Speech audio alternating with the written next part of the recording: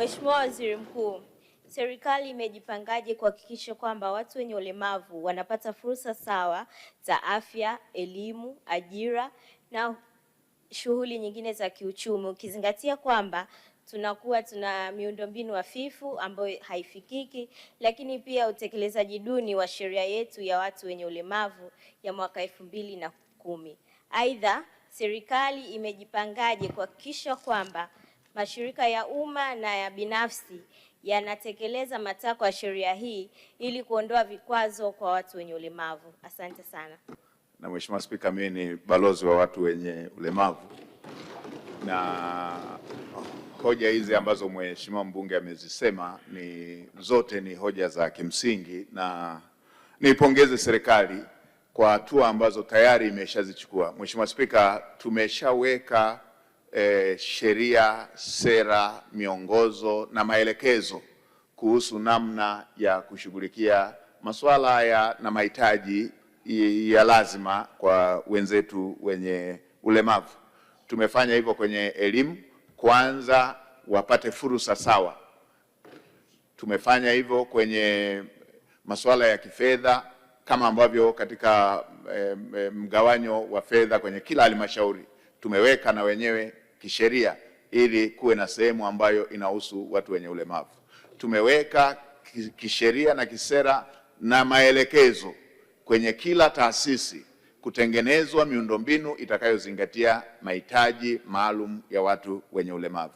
Lakini Mheshimiwa Spika, tumeweka pia kwenye sheria zetu kama ambavyo utakumbuka tulivyokuwa tunapitisha hapa sheria ya manunuzi, tuliweka ulazima kwenye kila zabuni zinapotolewa katika mwaka wa fedha lazima kuwe na asilimia takriban 30 ambayo itaenda kwa watu wenye ulemavu, ambalo hilo ni eneo linalolenga masuala ya kiuchumi. Hivyo na kwenye masuala ya ajira, na hivyo kwenye masuala ya mgawanyo wa fedha. Mheshimiwa Spika, serikali itaendelea kusimamia miongozo yake pamoja na masuala ya kisera na kisheria ambayo imeshayaweka ili kuweza kuhakikisha kwamba yale ambayo yameelekezwa yanawanufaisha wenzetu wenye mahitaji hayo maalum. Nitoe rai pia mbali na haya ya kisheria, mbali na haya ya kisera, nitoe rai kwa kila mtumishi wa umma kwenye mashirika ya umma, ofisi za serikali,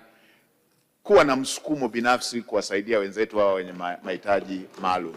Nilipokuwa Iringa nilisema kwamba ndani ya serikali tumesema tubadilishe utaratibu.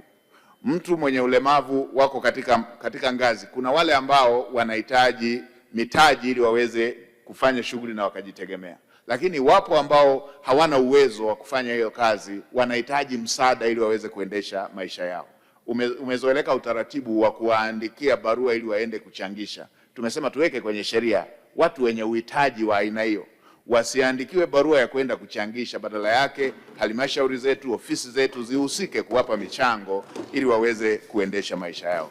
Na Mheshimiwa Spika, nilikuwa hata natoa rai kwamba tumezoea mwisho wa mwaka tunapeana kadi, tunapeana vizawadi, vikapu vile vinakuwa vimefungwa na vina kadi na vitu vingine. Mheshimiwa Spika, uzoefu unaonesha kwamba siku hizi watu hata hawasomi hizo kadi, wengine hawatumii hata hivyo vitu vinavyofungashwa kwenye hivyo vikapu.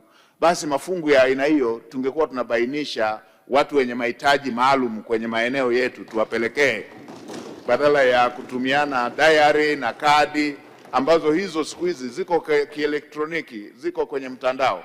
Mheshimiwa Spika, hata maua watu watumiane kwa kutumia WhatsApp. Hii kutumiana kadi, diary ambazo hazitumiki, mwisho wa siku zinamaliza mwaka, zinamaliza rasilimali hizo zipelekwe kwa watu wenye mahitaji maalum kwenye maeneo yetu ambayo kimsingi kweli watanufaika na wataona faida.